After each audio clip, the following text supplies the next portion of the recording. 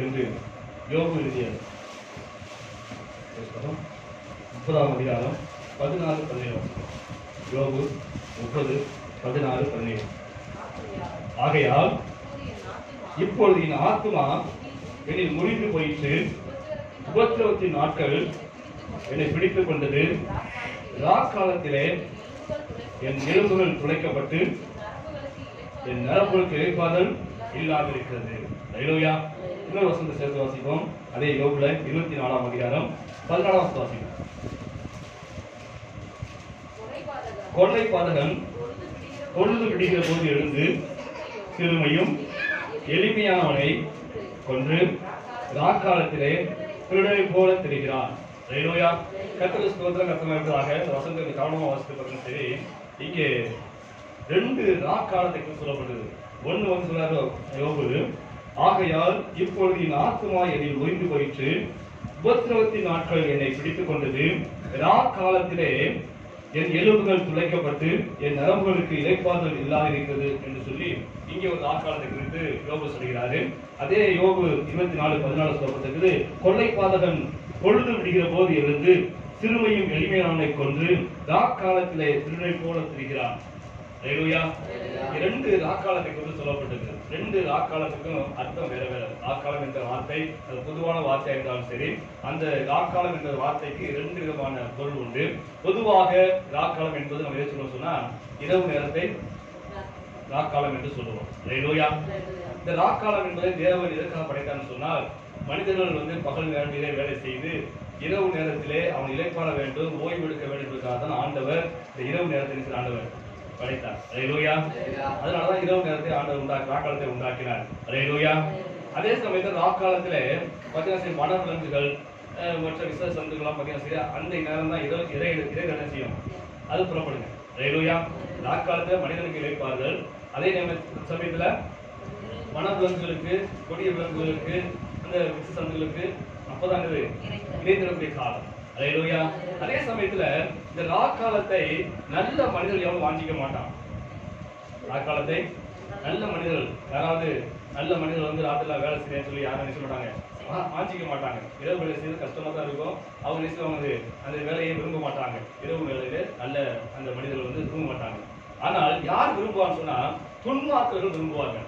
துன்மார்க்கர்கள் விரும்புவாங்க. ஏனென்றால் அப்பதான் அவங்களுடைய கிரியெல்லாம் செய்யுது, கொலை செய்வது, கொள்ளையடிப்பது, விபச்சாரம் செய்வது, இது போன்ற துன்பமான காரியங்கள் எல்லாமே எப்பொழுது நடக்கும் சொன்னா இரவு நேரத்தில் நடக்கும். அப்ப அந்த இரவு நேரம் யாருக்கு விருப்பமானதுன்னு சொன்னா யாருக்கு?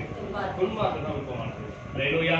ஆக இந்த நாட்களிலே இந்த உலகப்புறமாக சொல்லக்கூடிய இரவு நேரத்தை குறித்து நாம் தியானிக்க போல ஆவிக்குரிய ராக்காலத்தை குறித்து தியானிக்க போகிறோம். ஹல்லேலூயா. 2 ராக்காலத்துக்கு சொன்னேன். ஒன்று வந்து உலகப்புறமாக அவங்க இரவு ஓய்வெடுக்கக்கூடிய இரவு நேரத்தை குறித்து சொல்லப்பட்டிருக்குது. அதையும் யோபு சொல்றாரு. அதே சமயத்துல இன்னொரு ராக்காலத்தை குறித்து சொல்றாரு. அதை என்ன சொல்றாரு சொன்னா பாருங்க, ஆகையால் இப்போது என் ஆத்துமா என்னில் முறிந்து போயிற்று, உபத்திரவத்தின் நாட்கள் என்னை பிடித்துக் கொண்டது. ராக்காலத்திலே எலும்புகள் துளைக்கப்பட்டு சொல்லக்கூடிய ராக்காலம் எது சொன்னா உபத்திர காலம். அவருடைய உபத்திர காலம். ஹல்லேலூயா. யோபுடைய உபத்திர காலத்தை அவர் சொல்லும் போது சொல்றாரு, இது ராக்காலம். ஹல்லேலூயா என்று சொல்றாரு. ஆக இந்த நாட்களிலே இந்த ராக்காலத்தை குறித்து தியானிக்க போகிறோம். ஹல்லேலூயா. ஆவிக்குரிய ராக்காலம் என்பது என்ன, அது ஏன் நம்முடைய தேவ பிள்ளைகள் வாழ்க்கையிலே வருது, அதனால என்ன பிரயோஜனம், அதனால என்ன பயன், இந்த ராக்காலத்தை எப்படி பகற்காலம் மாற்றுவது என்பது குறித்து தான் நான் தியானிக்க போகிறோம். ஹல்லேலூயா.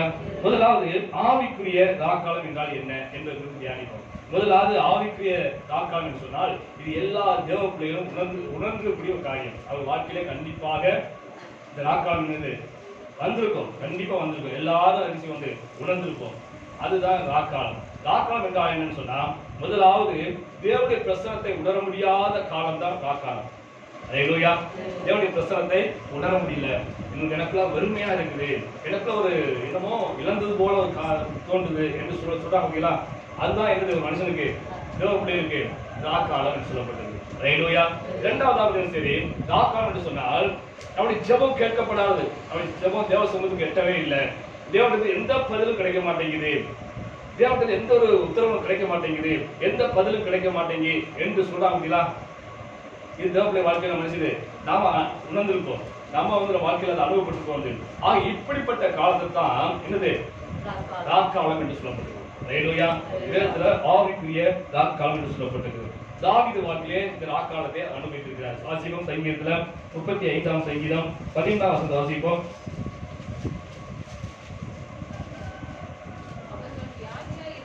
அவர்கள் வியாதியா இருந்தபோது இரட்டையின் உடுப்பாய் இருந்தது. நான் உபவாசத்தால் என் ஆத்மாவை உபத்திரப்படுத்தினேன். என் ஜெபமும் என் மடியிலே திரும்பி வந்தது. தாவீதுடைய ஜெபம் ஆண்டவர் சொல்ல கேட்கப்படல. அது என்ன செய்து சுவத்தடிச்சு பந்து போல செய்து அவன் மடிக்கே திரும்பி வந்து விட்டது. ஹல்லேலூயா. அந்த நாட்கள் தாவீதுக்கு ராக்காலம் என்று சொல்லப்பட்டிருக்குது.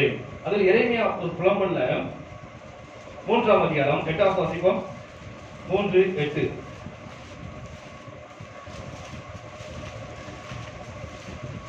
எரேமியா 3:8. எரேமியா புலம்பல்ல 3:8. நான் சத்தமிட்டு கூப்பிட்டாலும் என் ஜெபத்திற்கு வழியை அடைத்து போட்டார். ஹல்லேலூயா. ஜெபத்திற்கு வழியை என்ன ஆண்டவர் அடைச்சு போட்டாரு. இன்னொரு வசனம் 44.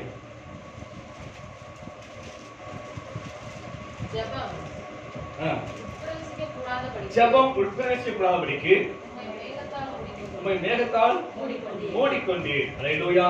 எரேமியாவுடைய ஜெபத்தை கேட்க விடாதபடிக்கு அவர் என்ன ஆண்டவர் சொல்றான், மேகத்தால் மூடிக்கொண்டாரு. அது வழியை அடைத்து போட்டார்னு சொல்லப்பட்டிருக்குது. ஹல்லேலூயா. ஆக எரேமியா தீர்க்கதரிசிக்கும் இந்த காலம் என்ன சொன்னா, இது என்னது ராக்காலம். ஜெபம் கேட்கப்படவில்லை. தாவீது ஜெபம் கேட்கப்படவில்லை. தாவீது ஜெபித்தாரு, ஜெபம் அவருக்கே திரும்பி வந்துச்சு. ஆண்டவருக்கு பதில் வரல, தேவ சமூகத்துக்கு எட்டவில்லை. ஆக இந்த போன்ற காலம் எல்லாமே என்னது ராக்காலம், ஆவிக்குரிய ராக்காலம் சொல்லப்பட்டிருக்கு. அதே சமயத்துல மூன்றாவது ஒரு ராக்காலம் சொல்லப்பட்டிருக்கு. என்ன சொன்னா உபத்திரவ காலம். ஹல்லேலூயா. தேவனுடைய பிள்ளைகள் வரக்கூடிய உபத்திரவ காலங்கள், பாடுகள் நிறைந்த காலங்கள், வேதனையான காலங்கள், சோதனையான காலங்கள் எல்லாமே என்னது ஆவிக்குரிய ராக்காலம். ஹல்லேலூயா. இங்க யோபு சொல்ற காரியம் பாருங்க. அவர் சொல்றாரு, ஆகையால் இப்போது என் ஆத்மா என்னை புரிந்து போயிட்டு உபத்திரவத்தின் நாட்கள் என்னை பிடித்துக் கொண்டது. ஹல்லேலூயா. உபத்திரம் வந்துச்சு யோபு வாழ்க்கையில. அதை சொல்லும்போது அடுத்த வார்த்தை சொல்றாரு, ராக்காலத்தில் எலும்புகள் எல்லாம் நினைச்சது துளைக்கப்பட்டு என் நரம்புகள் எல்லாம் நினைச்சது இளைப்பாத இல்லாது இருக்கிறது. ஹல்லேலூயா. யோபுக்கு அது ஆவிக்குரிய ராக்காலம், பாடு நிறைந்த காலம், உபத்திரம் நிறைந்த காலம், சோதனையான காலம். ஆக அந்த யோபு நினைச்சாரு இது ஆவிக்குரிய ராக்காலம் என்று அவர் வேதத்தில் எழுதி வைத்திருக்கிறாரு. அதே சமயத்தில் இன்னொரு இடத்துல சொல்றாரு, உலகப்புறமான ராக்காலத்தை குறித்து அவர் நினைச்சாரு எழுதி வைத்திருக்காரு. ஹல்லேலூயா. ஆக ராக்காலம் என்று சொன்னால் இரண்டு வித பொருள் உண்டு. ஒன்று உலகப்புறமாக நாம் அனுபவிக்கிற இரவு நேரம், இன்னொன்று சரி ஆவிக்குரிய பிரகாரமாக ராக்காலம் என்று சொல்லப்பட்டிருக்கிறது. ஹல்லேலூயா. அந்த இயேசு கிறிஸ்து கூட இப்படிப்பட்ட சம்பவம் வந்து வாழ்க்கையில நிகழ்ந்திருக்குது. அது கூட கடைசியில் சொல்றாரு, தேவனே தேவனே ஏன் என்னை கைவிட்டு. ஆண்டவரால் கைவிடப்பட்ட நிலைமை யாருக்கு வந்துச்சு? இயேசு கிறிஸ்து வந்தது. ஹல்லேலூயா. அது அவருக்கு அவர் ஆவிக்குரிய ராக்காலம். ஹல்லேலூயா. சரி, இரண்டாவதாக தேவ மனிதர்களுக்கு ஏன் ராக்காலம் வருகிறது? ஆண்டவருடைய பிள்ளைகளுக்கு ஏன் ராக்காலம் வருகிறது? இந்த ராக்காலம் ஆவிக்குரிய ராக்காலம் ஏன் வருகிறதுன்னு சொன்னால், முதலாவது தேவனை இதை அனுமதிக்கிறாரு. ஹல்லேலூயா. ஆண்டவரே இதை அனுமதிக்கிறாரு. ஏன் அனுமதிக்கிறான்னு சொன்னா, அவர்களுடைய உத்தமத்தை சோதித்து பார்த்து அவளை உயர்த்தும்படியாக, அவளை ஆசீர்வதிக்கும்படியாக தேவன் ஒரு தேவ மனிதனுடைய வாழ்க்கையிலே இந்த உபத்திரவத்தை அனுமதிக்கிறாரு. இந்த ராக்காலத்தை அனுமதிக்கிறாரு. யோபு வாழ்க்கையிலே ஆண்டவர் அனுமதித்தாரு. ஹல்லேலூயா. தாவீதின் வாழ்க்கையிலே ஆண்டவர் அனுமதித்தாரு. ஹல்லேலூயா. இதெல்லாம் தேவனால் அனுமதிக்கப்பட்ட உபத்திரவ காலம், ராக்காலம் என்று சொல்லப்பட்டிருக்குது. இரண்டாவது பார்த்தீங்கன்னா சரி, பாவத்தின் நிமித்தமாக வரக்கூடிய ராக்காலம். ஹல்லேலூயா. நாம் செய்த பாவத்தினாலே நம்ம ஜெபம் கேட்கப்படுவதில்லை. ஆண்டவர் சொல்றது அநேக வேளை சொல்லுவாங்க, ஜெபம் கேட்கப்படலை, ஜெபத்துக்கு பதிலே கிடைக்க மாட்டேங்குது. நானும் பல வருஷமா ஜெபம் பண்ணிட்டே இருக்கிறேன், ஆனா என் ஜெபத்துக்கு ஆண்டவர் பதிலே கொடுக்க மாட்டேன்னு சொன்னா காரணம் என்ன சொன்னா, சில வேளையில் பாவமா கூட இருக்கலாம். நாம் செய்த பாவத்தின் கூட நம்ம ஜெபம் என்ன சில தேவ சொத்து எட்டாமல் கூட இருக்கலாம். ஹல்லேலூயா. ஆக அன்னைக்கு பார்த்தீங்கன்னா சரி, சவுல் வாழ்க்கையை பார்த்தீங்கன்னா சரி, சவுல் வாழ்க்கையில அவன் ஜெபிக்கிற ஜெபத்துக்கு பதில் கிடைக்கல. அவன் தேவனுடைய வார்த்தை எங்கேயாவது கிடைக்குமா என்று அழைத்து திரிகிறான். ஒரு இடத்துல தேவனுடைய வார்த்தை சில அவனுக்கு கிடைக்கல. ஹல்லேலூயா. வாசித்து பாருங்க வசந்த 1 சாமுவேல் 28 வாசிப்போம். 1 சாமுவேல் 28:6. அவனை நோக்கி நீர் வாழ்க.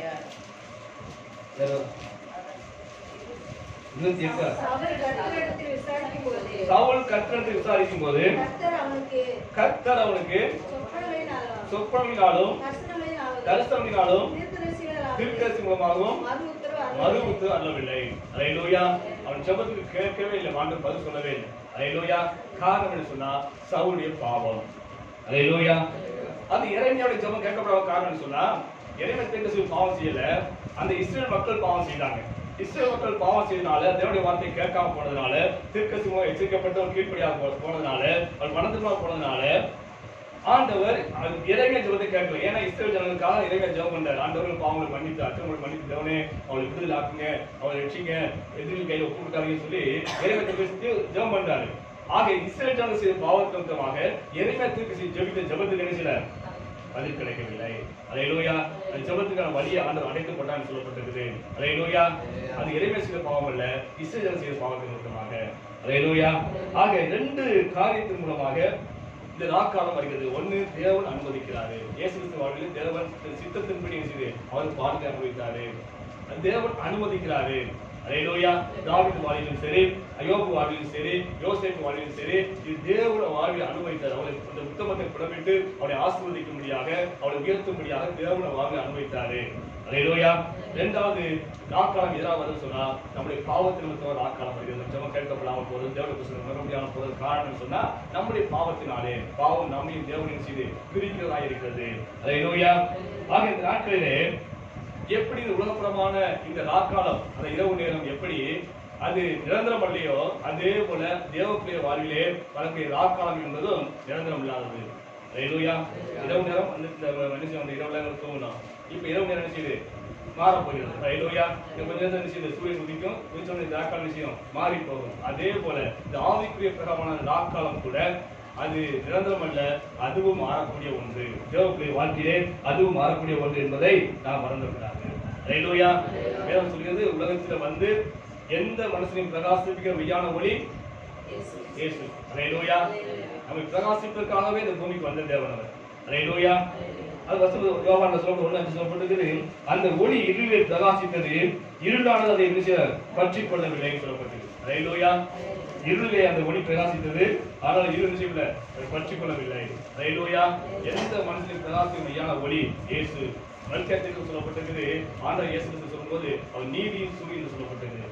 அல்லேலூயா. அதே சொல்லப்பட்டிருக்கிறது, நீதியின் சூரியன் என்று ஆண்டவர் இயேசு கிறிஸ்து சொல்லப்பட்டிருக்கிறது. ஆக நீதியின் சூரியனாகிய இயேசு கிறிஸ்து நமக்கு இருக்கப்படினாலே நம்முடைய ஆவிக்குரிய ராக்காலம் அது நிரந்தரமானதல்ல. அவருடைய பிரகாசம் மேல் விழுந்துச்சுன்னா கண்டிப்பாக நம்முடைய ராக்காலமே மாறி அது பகல் காலமா என்ன செய்யும்? மாறும். அல்லேலூயா. சரி, இந்த ராக்காலத்தை எப்படி நம்ம ஆவிக்குரிய ராக்காலத்தை எப்படி பகற்காலமா மாற்றுவது, எப்படி இந்த ராக்காலம் எப்படி ராக்காலத்தை நாம் என்ன செய்ய வேண்டியது குறித்து நாம் சற்று தியானிப்போம். முதலாவது பார்த்தீங்கன்னா, சரி நம்ம வாழ்க்கை ராக்காலம் வருகிறதா, அதாவது தேவனுடைய பிரசனத்தை வர முடியாத ஒரு நாட்கள் வாழ்வில் வருகிறதா, தேவனுடைய சத்தத்தை கேட்க முடியல, தேவனுடைய பிரசனத்தை உணர முடியல. அது மட்டும் இல்ல, நமக்கு வாழ்வில் பாடுகள் வருகிறது, தொடர்ந்து உபத்திரங்கள் வருகிறது, சோதனைகள் வருகிறது, எதிர்த்தாலும் தோல்வியா வருகிறது. இப்படிப்பட்ட சூழ்நிலை வாழ்வில் வந்துச்சுன்னா இதுதான் என்னது? ஆவிக்குரிய ராக்காலம் என்று சொல்கிறது. இப்படிப்பட்ட காலங்கள் வரும்போது நாம் என்ன செய்ய வேண்டும் சொன்னால், முதலாவது தாவீது சொல்றாரு, சங்கீதம் 16:7 வாசிப்போம்.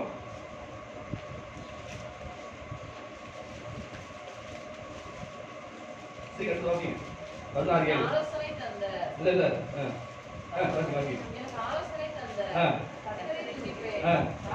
ராக்காலங்களில் என் உள் இதயங்கள் என்னை உணர்த்தும். அல்லேலூயா. ஆவிக்குரிய ராக்காலங்களிலே தாவீது சொல்றாரு, என் உள் இருதயம் என்ன செய்யணும்? உணர்த்தும். அல்லேலூயா.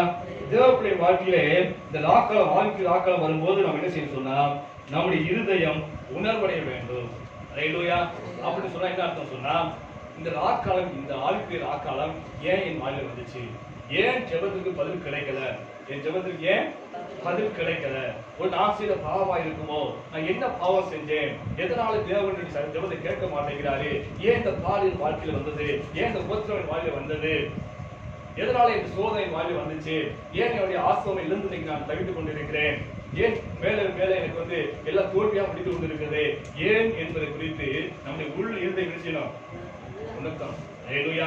நம்மை நாமே ஆராய்ந்து பார்க்க வேண்டும். அல்லேலூயா. அப்படி ஆராய்ந்து பார்த்தால் தேவ ஆவியானவர் நமக்கு கண்டிப்பாக அதை உணர்த்துவாரு.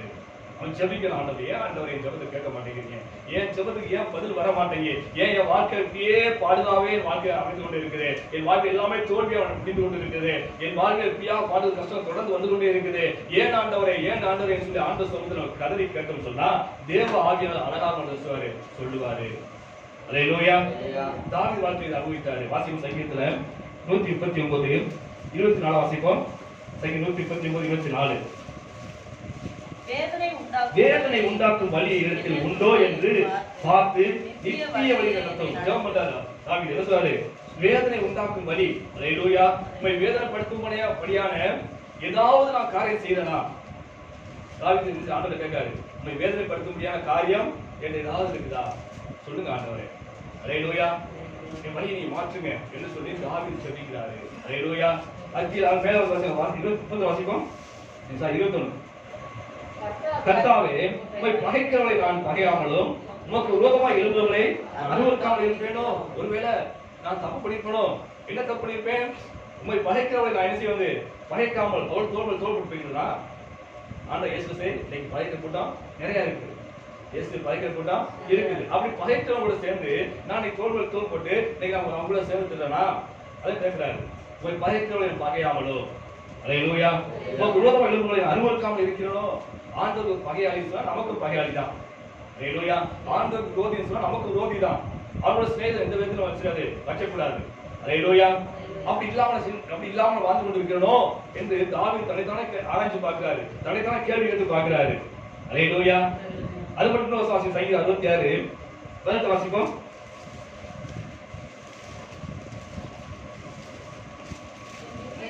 என் இருதயத்தில் அக்கிரம சிந்தை கொண்டிருந்தனால் ஆண்டவருக்கு செவி கொடார். அல்லேலூயா. தேவன் ஜெபத்தை கேட்காததுக்கு என்ன காரணம்? ஒருவேளை எனக்கு அக்கிரம சிந்தை இருக்குதோ? அல்லேலூயா.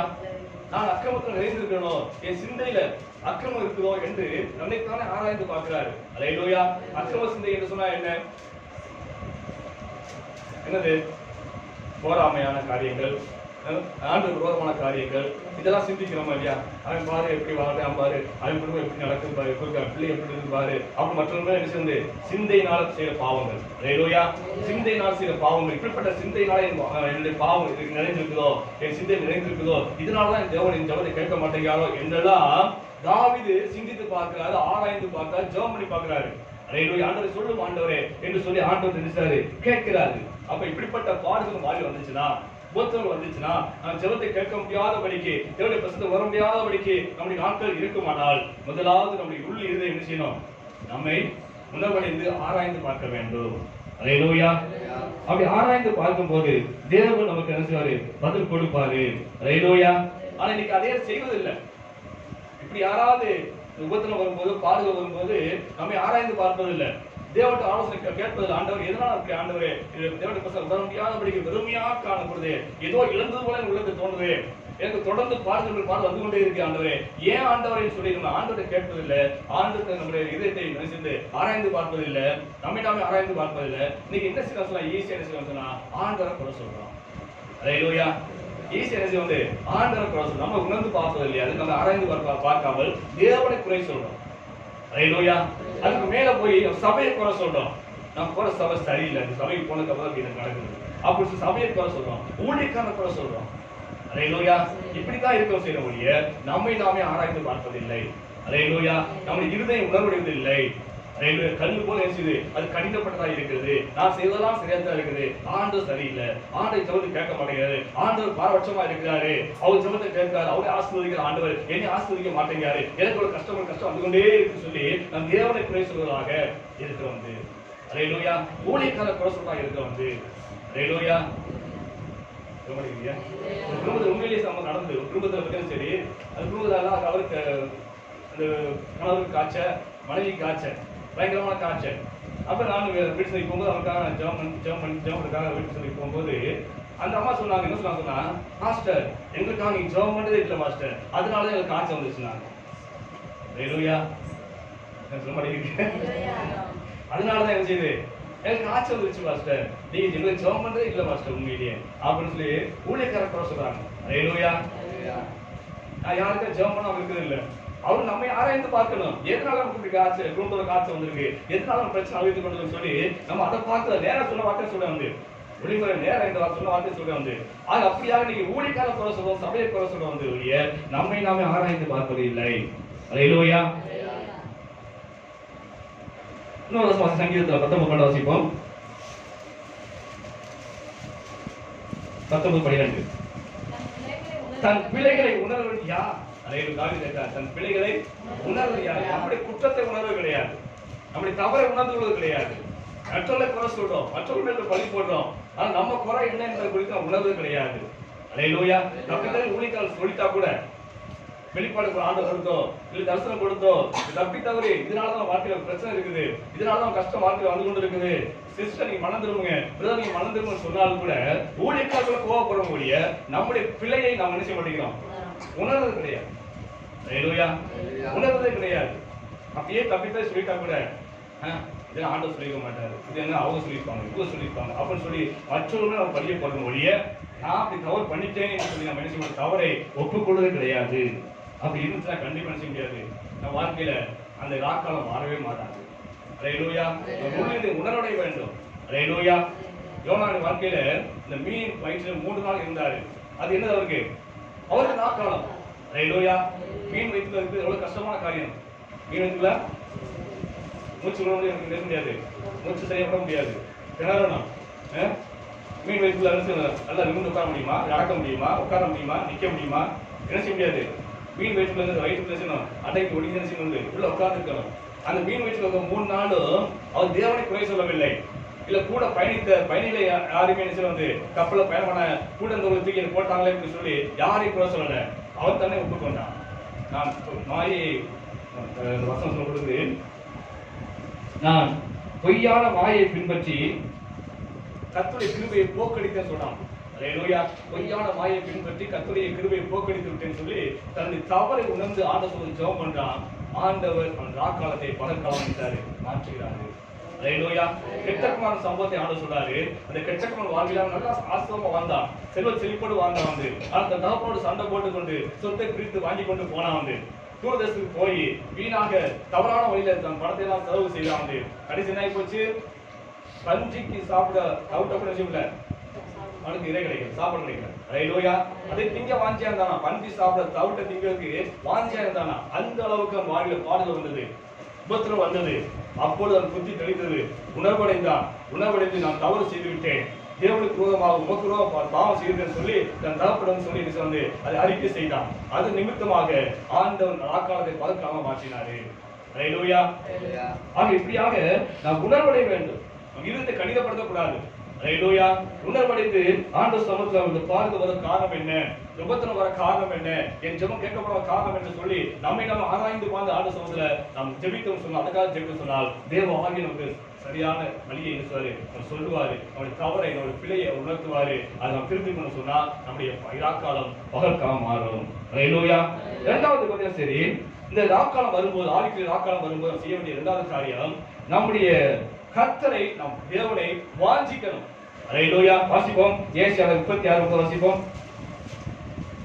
36:9 26:9 என் ஆத்துமா இரவிலே உம்மை வாஞ்சிக்கிறது. அல்லேலூயா. ராத்திரி இருந்து நம்ம இரவு தூங்கு ராத்திரி அல்ல, இந்த உபத்திரமான காலங்களிலே ஏசா சொல்றாரு, ராக்காலத்திலே என்ன செய்வது, என்னுடைய ஆத்துமா உம்மை வாஞ்சிக்கிறது. அல்லேலூயா. தாவீது சொல்ற வாசிங்க 42 சங்கீதம் 42:1 42:1 42:1 மானானது 42:1 நீரோடைகளை வாஞ்சித்து கதறுவது போல, நீரோடை வாஞ்சித்து கதறுவது போல தேவனே என் ஆத்துமா உம்மை வாஞ்சித்து கதறுகிறது. அல்லேலூயா.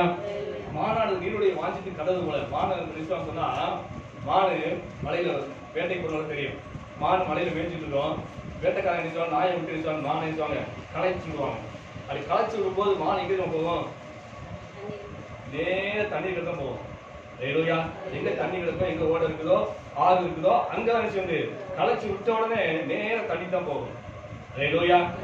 ஏன்னு சொன்னால் அதுக்கு பாடு வருது, அதுக்கு உபத்திரம் வரும்போது அது எங்க போகுது? நீருடைய வாஞ்சிக்கிறது. அல்லேலூயா.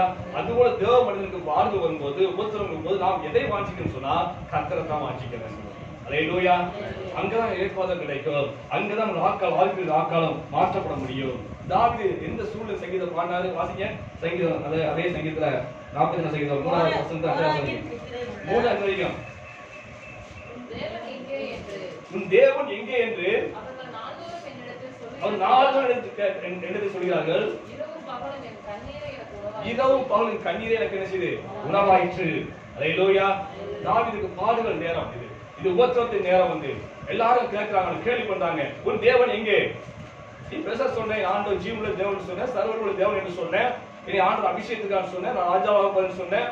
ஆனா இன்னைக்கு என்ன செய்ற? நீ கெபியில் ஒளிந்து கொண்டு இருக்கிற. அல்லேலூயா. ராஜாவுக்கு பயந்து ஒளிந்து கொண்டு இருக்கிற. நல்ல ஆகாரம் கிடையாது, நல்ல துணிமணி கிடையாது, நல்ல ஒரு ஆயுதம் ஒரு கையில கிடையாது. அப்படியாக நீ எதிரிக்கு பயந்து கொண்டு நீ ஒளிந்து கொண்டு இருக்கிற. ஆனா என்ன சொல்ற? என் ஆண்டவர் பெரியவர் சொல்ற, என் ஆண்டவர் சர்வருள்ள தேவன் என்று சொல்ற, என் ஆண்டவர் அபிஷேகத்திற்காக என்னை ராஜாவாக போறான்னு சொல்ற. வந்து உன் நிலைமை எனக்கு என்ன? உன் தேவன் எங்கே? உனக்கு சொன்ன தரிசனம் சொன்னாரே, உனக்கு தரிசனமாய் சொன்னாரே, அந்த ஆண்டவர் எங்கே என்று சொல்லி எதிரிகள் அவன் கூட இருக்கிறவர்கள் எல்லாமே அவன் என்ன பண்றாங்க? பரியாசம் செய்யறாங்க. உபத்திர காலம், அந்த உபத்திர காலம் வரும்போதுதான் தாவீது சொல்றாரு, என் ஆத்துமா என்ன செய்து உண்மையே வாஞ்சிக்கிறது. அல்லேலூயா. அதே 9 வாசிப்போம். அதே சங்கீதத்துல 42 9-11 நான் என் கண்மலையாகிய தேவனை நோக்கி ஏன் என்னை மறந்தேன்? சத்துருவினால் ஒடுக்கப்பட்டு நான் ஏன் துக்கத்துடன் திரிய வேண்டும்? அல்லேலூயா. துக்கத்தோடு திரியும் போது பாட்டு பாடுறாரு. அல்லேலூயா. இப்படிப்பட்ட துக்கம் ஒரு வாழ்க்கை வரும்போது, இப்படிப்பட்ட பாடுகள் வரும்போது, தேவனுடைய பிரசன்னத்தை உணர முடியாத சூழ்நிலை வரும்போது நாம் செய்ய வேண்டிய 2வது காரியம் சொன்னா நாம் தேவனை வாஞ்சிக்க வேண்டும். அல்லேலூயா. தேவனை அதிகமாக நாம் தேட வேண்டும். அல்லேலூயா. ஏன் அதாவது இந்த வாழ்க்கையில ஏன் இந்த பாடு கஷ்டம் வருது சொன்னா, அதாவது தேவனுடைய பிள்ளைகள் ஆகிய நாம தேவனுக்கு பிரியமாய் ஜீவிக்க வேண்டும். அல்லேலூயா. அப்படி தேவனுக்கு பிரியமாய் ஜீவிக்காதபடி அந்த தேவனை விட்டு விலகி போனோம்னு சொன்னா, நம்மோடு நடக்கக்கூடிய தேவன், நம்மை வழிநடத்தக்கூடிய தேவன், நம்மை பிராசிக்கிற தேவன் நம்ம விட்டு விலகி போயிடுவார். ஆண்டவர் அழைத்த நோக்கம் நம்ம ஆண்டவருக்கு பிரியமா ஜீவிக்க வேண்டும். அல்லேலூயா. ஆண்டவருக்கு பிரியம் இல்லாமல் வாழ்ந்தோம் சொன்னா நம்மோடு தேவன், அவன் பிரகாசிக்கிற தேவன் நம்ம விட்டு விலகி போயிடுவார். அதனாலதான் ஒரு மனிதனுடைய வாழ்விலே நாட்காலம் வருகிறது. அல்லேலூயா. உதாரணத்துக்கு பாருங்க, சூரியன் இருக்குது. சூரியன் இருக்குது, பிரகாசிக்கிற சூரியன், வெளிச்சம் நிறைந்த சூரியன். ஆனால் நிலவு இருக்குது, அது என்ன இருக்குது? வெளிச்சம் உண்டா? நிலவுல இயற்கையிலேயே இருக்குது ஒளி தரக்கூடிய, அதுக்கு எந்த ஒரு சுவாபம் கிடையாது. அது கண்ணாடி போலதான். அது சூரியன் இருந்து ஒளியை வாங்கி முடிச்சுது, இரவுல கொடுக்குது. அல்லேலூயா. அந்த சந்திரன் ஒரு நாள் முடிச்சுது இருளாய் மாறி போகுது. அமாவாசைன்னு சொல்றது மாறி போகுது. எப்ப இது மாறுது? சூரியன் சந்திரன் இருக்கு, இரண்டுக்கு நடுவுல பூமி வரும்போது என்ன செய்யுது? மாறி. அல்லேலூயா. பூமி வரும்போது சூரியனுக்கு வரும் வெளிச்சம் இந்த நிலவு கிடைக்காதபடிக்கு இந்த பூமியானது, இந்த உலகமானது மறைத்து விடுது. மறைத்தபடினாலே, சூரியனை மறைத்தபடினாலே இந்த சூரியனுக்கு வெளிச்சம் பெற முடியாதபடிக்கு இந்த அமாவாசையாக இருளாக நிலவு மாறி போகுது. அதே போல நாம சந்திரனுக்கு ஒப்பதான் ஆண்டு சொல்லியிருக்காரு. பைபிள் நீ பார்த்தீங்கன்னா சரி, உன்னத பாட்டுல ஆண்டவர் சொல்லக்கூடிய இருக்காரு, சந்திரனுக்கு ஒப்பா சொல்லியிருக்காரு. அல்லேலூயா. ஒரு நீதியின் சூரியனா இருக்கிறாரு. அந்த நீதியின் சூரியனா எப்பொழுதும் பிரகாசித்துக் கொண்டு இருக்குது. சந்திரனாகிய நாம் அவற்றிலிருந்து பிரகாசத்தை வாங்கி வந்து நான் உலகத்துக்கு ஒளியா இருக்கு ஆண்டு சொல்லியிருக்காரு. ஒளியை கொடுத்து கொண்டிருக்கிறோம், பிரகாசித்துக் கொண்டிருக்கிறோம். ஆக இருவருக்கு மத்தியிலே இந்த உலகமானது, இந்த மாம்ச இச்சையானது, இந்த பாவமானது குறுக்க வரும்போது தேவனிடமிருந்து வரக்கூடிய ஒளியை இந்த மாம்ச இச்சையும் சரி பாவமும் சரி தடுத்து நிறுத்துகிறது. அதனாலே நம்முடைய வாழ்க்கை என்னது? இருள் வருகிறது. அல்லேலூயா. இதனாலதான் இருள் வருகிறது. அல்லேலூயா. இதனாலதான் வாழ்க்கையில் பாடுகள் வருகிறது. அல்லேலூயா. ஆக இந்த நாட்களிலே நாம் என்ன செய்யணும் சொன்னா, பிறந்த மனிதனை தேடி போகக்கூடாது. ஏனென்றால் நம்முடைய ஆவிக்குரிய ஆக்காலம் என்பது எந்த மனிதன் மூலமாலும் வெளிச்சமாக முடியாது, அது பிரகாசிக்க முடியாது. நம்மை பிரகாசிக்கிற ஒரே தேவன் யாருன்னு சொன்னால் அது ஆண்டவர் இயேசு கிறிஸ்து மட்டும்தான். அல்லேலூயா. அந்த பாடுகள் மத்தியிலும் அதிகமாக தேவனை தேட வேண்டும், அதிகமாக தேவனை வாஞ்சிக்க வேண்டும். மானானது பாடுகள் வரும்போது, கஷ்டங்கள் வரும்போது, உபத்திரம் வரும்போது எப்படி தண்ணீர் வாஞ்சிக்கு ஓடுதோ அதுபோல பாடு வரும்போது, கஷ்டம் வரும்போது நம் தேவனை நோக்கி ஓட வேண்டும். அல்லேலூயா. தேவனை எப்படியா சந்திக்க வேண்டும், தேவ சமூகத்தை சந்திக்கணும் சொல்லி தேவனை நோக்கி என்ன நாம் வாஞ்சிக்க வேண்டும். நம்முடைய ஆத்மாவும் ஆவியும் தேவனை வாஞ்சிக்க வேண்டும். அப்படி வாஞ்சின்னு சொன்னா கண்டிப்பாக நம்முடைய ஆவிக்குரிய காலம் மாறும். அல்லேலூயா. உபவாச சங்கீதத்துல 63 வாசிப்போம்.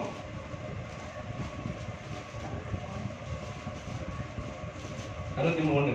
தேவனே, நீர் என்னுடைய தேவன். நீர் என்னுடைய தேவன். அதிகாலமே உம்மை தேடுகிறேன். அதிகாலமே உம்மை தேடுகிறேன். வறண்டதும் விடாய்த்ததும் தண்ணீரற்றதுமான நிலத்திலே என் ஆத்துமா உம்மேல் தாகமாயிருக்கிறது. என் ஆத்துமா உம்மேல் தாகமாயிருக்கிறது. அல்லேலூயா. இது பாடு நடந்த இடத்துல சொல்லக்கூடிய வார்த்தை தான். பாடு வரும்போது அவனுடைய ஆத்மா தேவன் மேல தாகமாயிருக்கிறது. அப்படி மாம்சம் தேவனை வாஞ்சித்தது என்று வேதம் சொல்கிறது. அந்த ஒரு வாஞ்சை தாகம் இருக்க வேண்டும். அதனால ஆண்டவர் சொல்றாரு சங்கீதம் 91:14 சொல்றாரு, அவன் இடத்தில் வாஞ்சை இருந்தபடினாலே அவனை விடுவிப்பேன். அல்லேலூயா. அவன் என் மேல வாஞ்சை இருந்தபடினாலே அவன் என்ன செய்வேன்? நான் விடுவிப்பேன். அப்ப தேவன் மேல நீங்களும் நானும் இந்த பாடல் நேரத்துல உபத்திரத்தின் நேரத்துல வாஞ்சித்தோம் சொன்னால் நமக்கு என்ன விடுதலை உண்டு. நம்முடைய ஆவிக்கு நாக்காலம் மாறும். அல்லேலூயா. சங்கீதம் 119:40 வாசிப்போம்.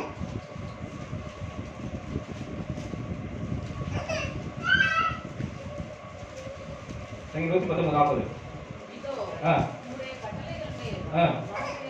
வாஞ்சையா இருக்கிறேன். அல்லேலூயா. கர்த்தர் மேல் வாஞ்சையா இருக்க வேண்டும். அதே சமயம் தேவனுடைய வசனத்தை மேல் செய்யணும் வாஞ்சையா இருக்க வேண்டும் சொல்லப்பட்டிருக்கு. அப்படி இருக்கும்போது ஆவிக்குரிய நாட்கள் மாறும். மூன்றாம் ராகத்துக்கும் சரி சங்கீதம் 119:55 வாசிப்போம்.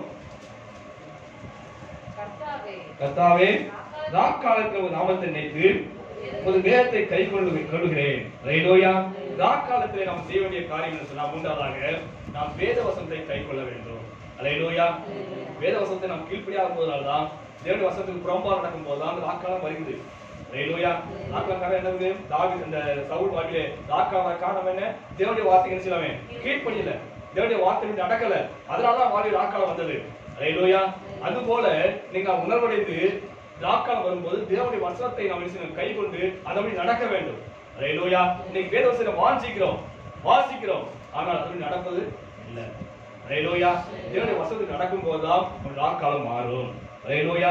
வாசிப்பது வேற, அதபடி நடப்பது வேற. எல்லாம் வாசிக்கிறோம், புத்தகம் வாசிச்சது போல இன்னைக்கு காலையில் ஒரு அதிகாரம் சேர்ந்து வாசிக்கிறோம். ஆனால் படித்த வசனத்தின்படி நாம் நடக்கிறோமா என்று சிந்தித்து பார்க்க வேண்டும். அல்லேலூயா. வாசிப்பதனால நம்முடைய சுபாவம் மாறாது, நம்முடைய பிரச்சனை மாறாது, நம்முடைய பாதுகாப்பு மாறாது. எப்ப மாறும் சொன்னா நாம் அதபடி நடக்கும் போதுதான் விஷயம் மாறும். அல்லேலூயா. சங்கீதம் 119:1 வாசிப்போம். கர்த்தருடைய வேதத்தில் நடக்கிற மார்க்கத்தால் பாக்கியவான்கள். கர்த்தருடைய வேதத்தில் நடக்கிற உத்தம மார்க்கத்தால் பாக்கியவான்கள். அல்லேலூயா. தேவனுடைய வசனம் நடக்கவும் தான் பாக்கியவான், படிக்கிறோம் பாக்கியவான் இல்ல, அது நடக்கிறோம் தான் பாக்கியவான். சங்கீதம் 19:11 வாசிப்போம்.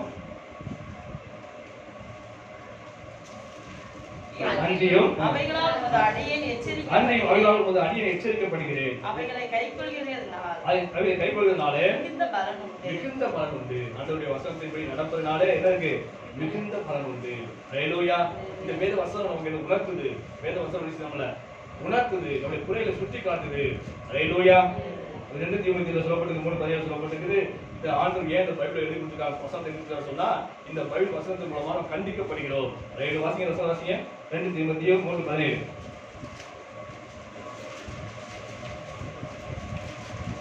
அவைகள் உபதேசத்துக்கும் கடிந்து கொள்ளுதல். வேத வசனம் எதுக்கு பயன்படுது? உபதேசம் பண்ணலாம். என்ன செய்யுது? வேத வசனத்தை கடிந்து கொள்ள வேண்டும், சீர்திருத்த வேண்டும், நீதி படிப்பதற்கும் பிரயோஜனமாக இருக்கிறது. அல்லேலூயா. வேத வசனம் மூலமாக உபதேசம் பண்றோம், அதே சமயத்தில் வேத வசனத்தை கடிந்து கொள்ள வேண்டும். அல்லேலூயா. அவன் வேத வசனத்தை கேட்கும் போது, அது படிக்கும் போது நமக்கு என்ன வருது? உணர்த்தப்படுகிறோம், அவருடைய குறைகள் உணர்த்தப்படுகிறது. அப்படி உணர்த்தப்படும் போது நாம் படி பிள்ளைக்கு தேவனுடைய வசனத்தை செய்யணும், நாம் கடைபிடித்து நடக்கிறோம். அல்லேலூயா. 1 யோவான் 3:20 வாசிப்போம். 1 யோவான் 3:22. அவருடைய கற்பனைகளை நாம் கைக்கொண்டு அவருக்கு முன்பாக பிரியமானவை செய்கிறபடினாலே நாம் வேண்டிக் கொள்கிறதெல்லாம் அதை அவராலே பெற்றுக் கொள்கிறோம். அல்லேலூயா. ஜெபம் கேட்கப்பட என்ன சொன்னோம்? நம்முடைய ஜெபம் கேட்கப்பட என்ன செய்யணும்? தேவனுக்கு பிரியமாய் நடந்து தேவனுடைய வசனத்தை என்ன செய்யணும்? நடக்கணும். அப்படி நடக்கும்போது நம்முடைய ஜெபம் கேட்கப்படும். அல்லேலூயா. ஆண்டவருக்கு பிரியமா நடக்கணும், தேவனுடைய வசனப்படி நடக்கணும். அப்படி நடக்கும்போது நம்ம ஜெபத்துக்கு என்ன செய்வோம்? பதில் கிடைக்கும். நம்ம ஜெபத்துக்கு பதில் கிடைக்காம போற காரணம் என்ன சொன்னா ஆண்டவர் பிரியமா நடக்கல, தேவ வசனத்துக்கு நடக்கல, அதனால தான் ஜெபத்துக்கு பதில் கிடைக்கல. அவன் ஆண்டவருக்கு பிரியமா நடந்து நான் தேவனுடைய வசனத்துக்கு நடந்து சொன்னா கண்டிப்பாக அவன் ஜெபத்தின் விஷயம் பதில் கிடைக்கும். ஹல்லேலூயா. எசேக்கியேல் ஆண்டவர் சொல்றாரு 33ஆம் அதிகாரத்துல வாசிக்க வேண்டாம், 39 சரி, அவங்க வழக்கம் போல சபையை கூடி வர்றாங்க. சங்கீதம் எசேக்கியேல் 33 வாசிப்போம். 31 32 ஜனங்கள் கூடி வருகிற வழக்கத்தின்படி உன்னிடத்தில் வந்து உனக்கு முன்பாக ஒரு ஜனங்கள் போல் உட்கார்ந்து வார்த்தைகளை கேட்கிறார்கள். ஆனாலும் அவர்கள் அவைகளின்படி செய்கிறதில்லை. ஹல்லேலூயா. வழக்கத்தின்படி சபை கூடி வருது. சபை என்ன செய்யுது? கூடி வருது. வழக்கம் போல ஞாயிற்றுக்கிழமை சபை கூடி வருது. வார்த்தையை கேட்கிறாங்க, நீ பிரசங்கம் பண்ற வார்த்தை கேட்கிறாங்க. ஆனா என்ன செய்ய மாட்டேங்காங்க? அதுபடி செய்வதில்லை. கேட்டுட்டு போயிடறாங்க. ஒழிய அந்த சொன்ன வார்த்தையின்படி அவர் செய்வதில்லை. ஹல்லேலூயா. கூடி வராங்க, வழக்கம் போல கூடி வராங்க. ஞாயிற்றுக்கிழமை சபைக்கு போறோம், கூடி வராங்க. ஆண்டு வார்த்தை பிரசங்கம் பண்ணுது, கேட்கறாங்க. ஆனா அதுபடி ஒரு நாள் என்ன செய்ய மாட்டாங்க? நடக்குது இல்லையா? ஹல்லேலூயா. அப்படி சொல்லி ஆண்டவர் அங்கலாய்க்கிறார். ஹல்லேலூயா. அதுல பாடல் வரும்போது, நம்ம ஆட்காலம் வரும்போது நாம் தேவனுடைய வார்த்தையின்படி நடக்க வேண்டும். நான்காவதாக சங்கீதம் 48 வாசிப்போம். 42:8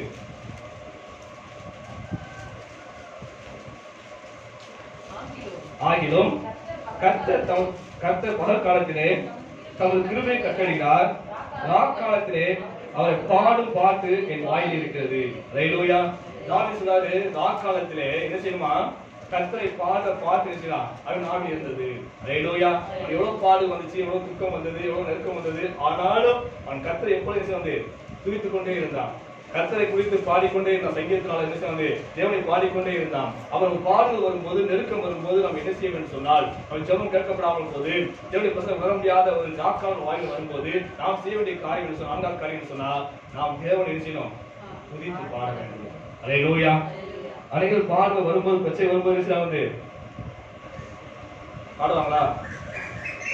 நானே துக்கத்துல உட்கார்ந்துருக்கேன், நானே மேல உட்கார்ந்துருக்கேன், என்ன போய் பாட சொல்லிக்கல பாஸ்டர். ஹல்லேலூயா. ஆனா பாடல் வரும்போது, துக்கங்கள் வரும்போது, கஷ்டங்கள் வரும்போது, உபத்திரம் வரும்போது நாம் கர்த்தரை செய்யணுமா? இன்னும் அதிகமாக துதிக்க வேண்டும், அதிகமாக பாட வேண்டும். ஹல்லேலூயா. அதுக்கு உதாரணம் தான் அப்போஸ்தலன் பவுலும் சீலாவும். அப்போஸ்தலனுடைய 16 சொல்லப்பட்டிருக்குது. அவங்க பாடல் வந்தது, அவருடைய வஸ்திரத்தெல்லாம் கழட்டி அவங்க அடிச்சு காயப்படுத்தி ரத்தம் சொட்ட சொட்ட வந்து குடும்பத்துல நினைச்சாங்க, கட்டி வச்சுட்டாங்க. அது அவங்க நினைச்சது காலம், பாடல் நிறைந்த காலம். ஹல்லேலூயா. எதுக்கு வச்சு பாடு? ஆண்டவர் சொன்னதுக்காக வந்துச்சு, சுவிசேஷம் அறிவிச்சதுக்காக பாடு வந்துச்சு. கட்டி போட்டாங்க. அவன் சும்மா இல்ல, அழுது கொண்டு இல்ல, புலம்பல, கர்த்தரை குறை சொல்லல. வார்த்தை சொன்னேன், நீ சொல்லி வந்தேன், இந்த ஊருக்கு வந்தேன், எனக்கு ஏன் இந்த பாடு, எனக்கு ஏன் கஷ்டம் என்ன, அழுது புலம்பவே இல்லை.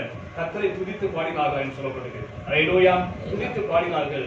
அப்பொழுது என்ன செய்தது? ராக்காலம் என்ன செய்து மாறியது, கற்கள் அவிழ்ந்தது, சிறைச்சாலை என்ன செய்து அதிர்ந்தது என்று வசனம் சொல்கிறது. ஹல்லேலூயா.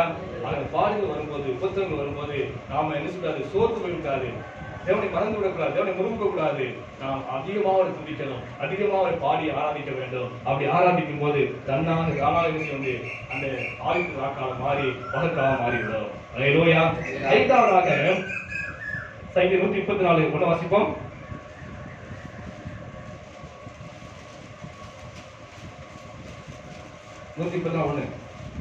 இதோ ராக்காலங்களில் கர்த்தருடைய ஆலயத்திற்கும் கர்த்தரின் ஊழியக்காரரே, நீங்கள் எல்லாரும் கர்த்தரை ஸ்தோத்திரியுங்கள். ஹல்லேலூயா. இப்படி ஆவிக்கு ராக்காலம் வரும்போது நாம் செய்ய வேண்டிய காரியம் என்ன சொன்னா, ஆண்டவருடைய ஆலயத்துல வந்து நிற்க வேண்டும். ஹல்லேலூயா. ஆலயத்துல வந்து நின்று ஆண்டவரை ஸ்தோத்திரம் செய்ய வேண்டும். ஹல்லேலூயா. ராக்காலம் படி எழுத்து படிப்பதே சரி, அது இரவு நேரம் அல்ல, அது ஒருவனுக்கு ஈழ்ச்சிய முடியாத ஒரு பாடுகள் கஷ்டம் நிறைந்த ஒரு சூழ்நிலை. அந்த வேளையிலே நாம் அதிகமாக தேவனை தேட வேண்டும். ஹல்லேலூயா. புதிய ஏற்பாட்டிலே நாம் எல்லாரும் ஊழியக்காரலாம். தேவன் நம்ம நினைத்தாரு, எல்லாரையும் ஊழியத்துக்கு அழைச்சிருக்காரு. எல்லாத்துக்கும் ஊழிய அழைப்பு உண்டு. ஹல்லேலூயா. நான் பலதை சொல்லிருக்கேன், எல்லாத்துக்கும் ஊழிய அழைப்பு உண்டு. ஊழிய அழைப்பு பல விதம் இருக்குது. நேரடியான ஊழிய அழைப்பு உண்டு, மறைமுகமான அழைப்பு உண்டு, பொதுவான அழைப்பும் உண்டு. ஹல்லேலூயா. என்னை ஆண்டு நேரடியாக ஊழியத்துக்கு அழைத்திருக்கிறாரு. என் மனைவி ஆண்டு மறைமுகமாக அழைக்கிறார். திருமணம் செய்தபடினாலே ஆண்டு ஊழியத்தில் அவங்க என்னது பங்கு உண்டு. அவங்க மறைமுகமாக தேவனுடைய ஊழியத்தை செய்யறாங்க. 3வது சரி, உலக மக்கள் எல்லாருக்கும் ஒரு பொதுவான ஊழிய அழைப்பு ஆண்டவர் கொடுத்திருக்கிறார். அல்லேலூயா. அவ எல்லாரும் ஊழியக்காரர்கள் தான். ஊழியக்காரர்கள் நம்ம என்ன செய்ய சொன்னா, ராக்காலம் வரும்போது, ராக்காலம் தான் இரவு நேரம் அல்ல, யாரும் கீழ்ச்சி முடியாத பாடுகள் கஷ்டம் நிறைந்த ஒரு சூழ்நிலை வரும்போது நாம் தேவனுடைய ஆலயத்திலே அதிகமாக தரித்திருக்க வேண்டும். அல்லேலூயா. இப்படிப்பட்ட சூழ்நிலை இருக்கிறதா அதிக மனுஷன் ஆண்டு சொன்னதை தேடணும். அல்லேலூயா. ஆனால் சின்ன பிரச்சனை வந்தா கூட என்ன செய்ய மாட்டேன், சின்ன பிரச்சனை வந்தா கூட ஆண்டு சொன்னதுக்கு என்ன செய்ய மாட்டோம், போக மாட்டோம். அல்லேலூயா. உற்சாகம் பண்ண மாட்டோம், வேத வாசிக்க மாட்டோம், ஆண்டவரை மறந்துடுவோம், சபையும் மறந்துடுவோம். ஆனா ஆண்டவர் சொல்றாரு, உனக்கு பாடுகள் வரும்போது, கஷ்டம் வரும்போது, நெருக்கம் வரும்போது, தேவசம் வர முடியாத சூழ்நிலை, பெருமையான சூழ்நிலை வரும்போது நீ அதிகமாக நீ வந்து தேவ சமூகத்தை தேட வேண்டும் சொல்லியிருக்காரு. அல்லேலூயா. அதிகமாக தேட வேண்டும். அல்லேலூயா. ஆலயத்துக்கு வரும்போது நமக்கு என்ன ஆசை வந்து, தேவனுடைய ஆலயத்துக்கு வரும்போது தேவனுடைய பிரசனம் என்ன செய்வது, நாம் தேவனுடைய ஆராய்ச்சி குறித்து பாடும்போது தேவனுடைய பிரசனம் இறங்கி வருகிறது, தேவனுடைய பிரசனத்தை வர முடியும். அல்லேலூயா.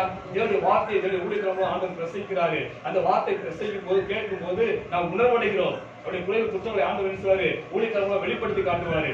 அல்லேலூயா. அதெல்லாம் உணவடைய முடியும், நாம் மனந்திரும்ப முடியும். அநேக ஆண்டவர் வாய்ப்புகளை ஆண்டவர் கொடுத்திருக்கிறாரு. அதனாலேயே ஆண்டவர் சொல்றது அதிகமாக கடந்து வர வேண்டும். அல்லேலூயா. இந்த நாட்களும் கூட உபத்திர காலம் தான் எல்லாத்துக்குமே, உலக மக்கள் அனைத்துக்கும் என்னது, இந்த நாட்கள் ராக்காலம் தான்.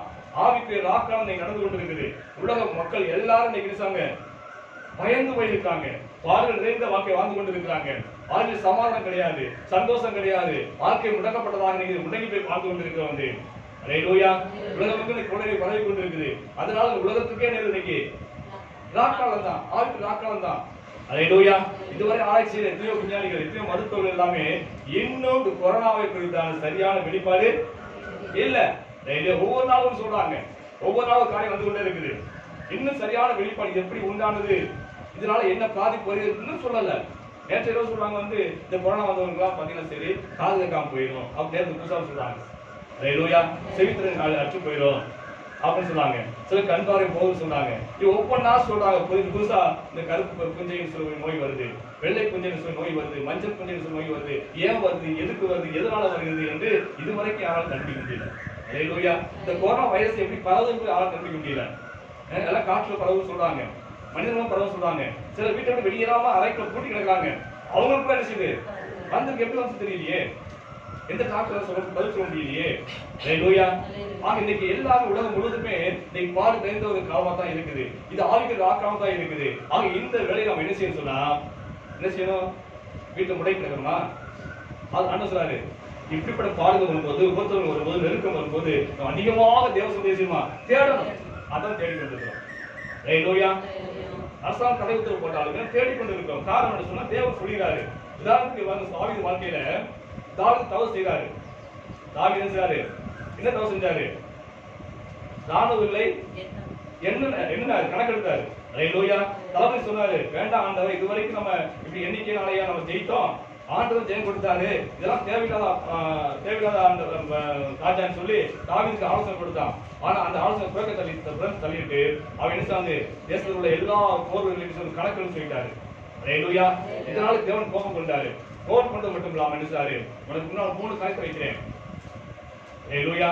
பட்டை வரணுமா, கொள்ளை வரணுமா என்றெல்லாம் என்ன ஆண்டவர் அவனை கேட்டாரு. கடைசியில் ஆண்டவர் விழுந்துருன்னு சொன்னேன். ஆண்டவர் கொள்ளை ஊருக்கு அனுப்பினாரு. அந்த தேசம் கூட சங்காரம் நடந்துச்சு. அநேக ஜனங்கள் செத்து மடித்தாங்க. அநேக சங்காரம் பயங்கரமா நடந்து கொண்டு இருந்தது.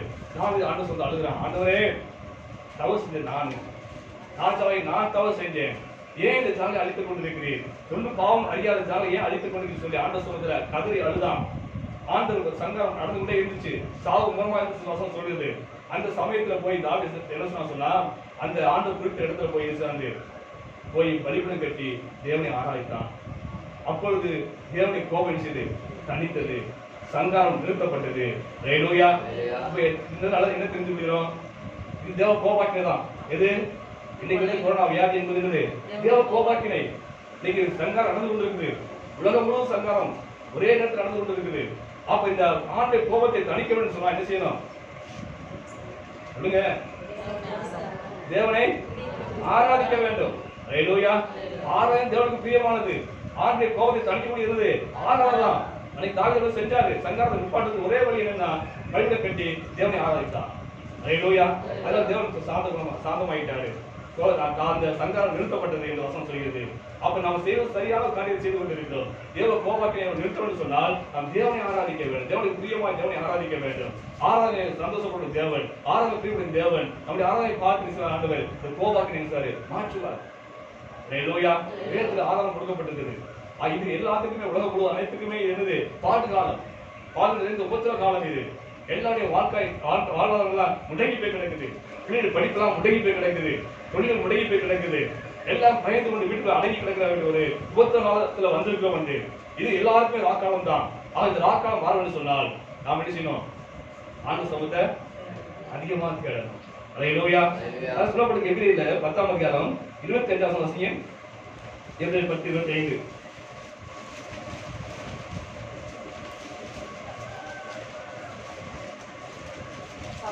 சபை கூடி வருவதை சிலர் விட்டுவிடுவது போல நாம் விட்டுவிடாமல் ஒருவருக்கொரு புத்தி சொல்ல கடவோம். நாளானது சைவமாய் இருப்பதை எவ்வளவாய் பார்க்கிறீர்களோ அவ்வளவாய் புத்தி சொல்ல வேண்டும். ஹல்லேலூயா. நாளானது சைவத்துக்கு எந்த நாள்? ஆண்டு வருகை நாள். எவ்வளவு சைவமாய் இருக்குன்னு உணர்ந்தீங்களோ அப்ப என்ன செய்யணும்? அவ்வளவாய் அதிகமா என்ன செய்யணும்? என்ன செய்யணும்? சபை கூடி வரணும். ஹல்லேலூயா. ஒருவருக்கொரு புத்தி சொல்லணும். ஹல்லேலூயா. ஆண்டு பார்த்து பிரசங்கிக்கப்பட வேண்டும். தேவனை ஆராதிக்க வேண்டும். இது ஆண்டு சொல்ற ஆலோசனை. ஹல்லேலூயா. அதனால கூடி வந்திருக்கிறோம். ஹல்லேலூயா. அரசாங்கத்தை மீற வேண்டும், சட்டத்தை மீற வேண்டும் நமக்கு எண்ணமே கிடையாது. இது தேவ ஆலோசனை. ஹல்லேலூயா. எப்படியாவது தேவனை வீட்டுல கூட வச்சு நினைச்சு தேவனை எப்படியோ எந்த வழியில ஆராதிக்க முடியுமோ, எந்த வழி தேவ சமூகத்தை கூட்ட முடியுமோ அந்த அளவுல தேவனை கூடி ஆராதிக்க வேண்டும். அப்பதான் இந்த ராக்காலம் மாறும். ஹல்லேலூயா. வாழ்க்கையில தேசத்திலே உலகத்திலே அந்த ராக்காலம் அந்த பாதைகள் மாற வேண்டும் சொன்னால் நம் தேவனை இன்னும் ஆராதிக்க வேண்டும். ஹல்லேலூயா. ஆக இந்த நாட்டிலே ஆவிக்குரிய ராக்காலம் என்றால் என்ன? இந்த ஆவிக்குரிய ராக்காலம் எதனால வருகிறது? இந்த ராக்காலம் மாற வேண்டும் சொன்னால் நாம் என்ன செய்ய என்பது குறித்து ஆண்டவர் தெளிவாக சொன்னாரு. இந்த ஆலோசனை கேட்டு அவருடைய ஜீவிతం சொன்னா நீங்க எப்படிப்பட்ட சூழ்நிலை இருந்தாலும் எவ்வளவு பாதுகாப்பு வந்தாலும் நாம் இதெல்லாம் மாற்றப்பட வேண்டும் சொன்னால் இந்த ஆலோசனை கேட்டு நடந்து சொன்னா கண்டிப்பாக மாறும். 5ஆம்